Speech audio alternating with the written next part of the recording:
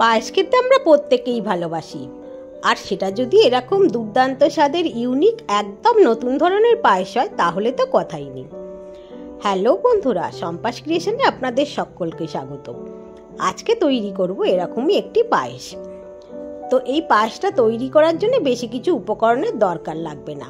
প্রথমেই গোবিন্দভোগ চাল নিয়েছি এক কাপ গোবিন্দভোগ চালটা ভালো করে প্রথমে জল দিয়ে একটু ধুয়ে নিতে হবে। তো আমি এখন এই গোবিন্দভোগ চালটা জল দিয়ে ভালো করে ধুয়ে নিচ্ছি। এবারে জলটা ঝরিয়ে নেব। এখন জলটা ঝরিয়ে একটা কাগজের ওপরে এটা শুকোবার জন্যে দিয়েছি। এটা থালাতেও করা যাবে, কাগজে দিলে তাড়াতাড়ি শুকিয়ে যাবে। পাখা তলায় রাখলে এটা শুকিয়ে যাবে। এখন এটা দেখুন ভালো করে কাগজের ওপরে ছড়িয়ে দিয়েছি। তো এবারে 500 দুধের ছানা কাটিয়ে নিয়েছি। কিছুক্ষণ পরে চালটা দেখুন একদম ঝরঝরে হয়ে গেছে।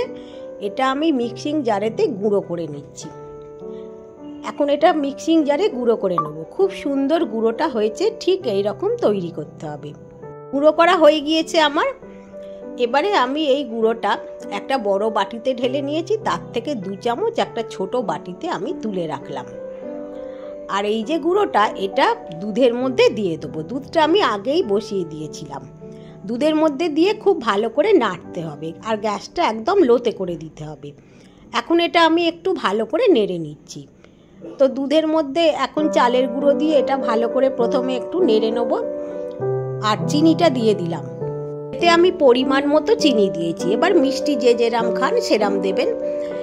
আর যে ছানাটা কাটিয়ে রেখেছিলাম সেটা নিয়েছি, আর 2 চামচ যে চালের গুঁড়ো তুলে রেখেছিলাম সেটা দিলাম। খানিকটা সর এতে আমি মেশাবো। সরটা আগে থেকে তুলে রেখেছিলাম দুধের। তো সর যদি না থাকে বাড়িতে, তাহলে দুধ দিয়ে এই সমস্ত উপকরণগুলো একসাথে মেখে নেওয়া যাবে। সর না থাকলেও হবে, তবে সরটা দিয়ে মাখলে খুব বেশি সুস্বাদু হবে। স্বাভাবিকভাবেই সরটা দিলে বেশি খেতে ভালো লাগবে। আর না থাকলে আর কি করা যাবে, দুধ দিয়েই মেখে নেবেন। তো এখন এটা ভালো করে মেখে নিচ্ছি। নিয়ে এর থেকে ছোট ছোট বল তৈরি করব। এবার আমি এরকম ছোট ছোট বল তৈরি করছি। এতে আমি সর দিয়েছি, চালের গুঁড়ো আর ছানা। এই দেখুন এরকম গোল গোল বল তৈরি করে নেব। এর থেকে সমস্ত বলগুলো তৈরি করে এই দুধের মধ্যে দিয়ে দিতে হবে। এগুলো ছিটকে যাচ্ছে এরকম করে, তাই আমি হাত দিয়ে সব দিয়ে দিয়েছি। এবার ভালো করে ফুটিয়ে নিতে হবে। এগুলো যেই সিদ্ধ হয়ে যাবে দেখবেন ওপরে ভেসে উঠেছে। এখন দেখুন বলগুলো সব ওপরে ভেসে উঠেছে। এতে এখন আর কিছু দেওয়ার নেই। ওপর থেকে আমি এতে একটু জাফরান দিয়ে দেবো। আর জাফরানটা দুধে গুলে দিইনি, দেখতে ভালো লাগবে বলে দিয়েছি। এভাবে খাবার সময় মিশিয়ে নেব। আর ড্রাই ফ্রুটসটাও ওইভাবে দিচ্ছি। ড্রাই ফ্রুটসটা একটু গুঁড়ো করে দিয়েছি, মানে এখানে আমি পেস্তা আর কাজু দিয়েছি। তো এবারে এটা একদম রেডি হয়ে গিয়েছে। এটাকে আমি সার্ভ করে দিচ্ছি। বন্ধুরা, যদি আপনাদের এই রেসিপিটি পছন্দ হয়, ভালো লাগে, তাহলে অবশ্যই আমার চ্যানেলটিকে সাবস্ক্রাইব করার অনুরোধ করব।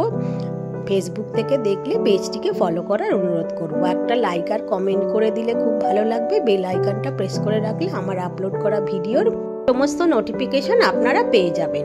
সকলে ভালো থাকবেন, সুস্থ থাকবেন। সকলকে অনেক অনেক ধন্যবাদ ভিডিওগুলি দেখার জন্য। আবার আপনাদের সাথে দেখা হবে পরের কোনো এপিসোডে। আজকের মতো বিদায়।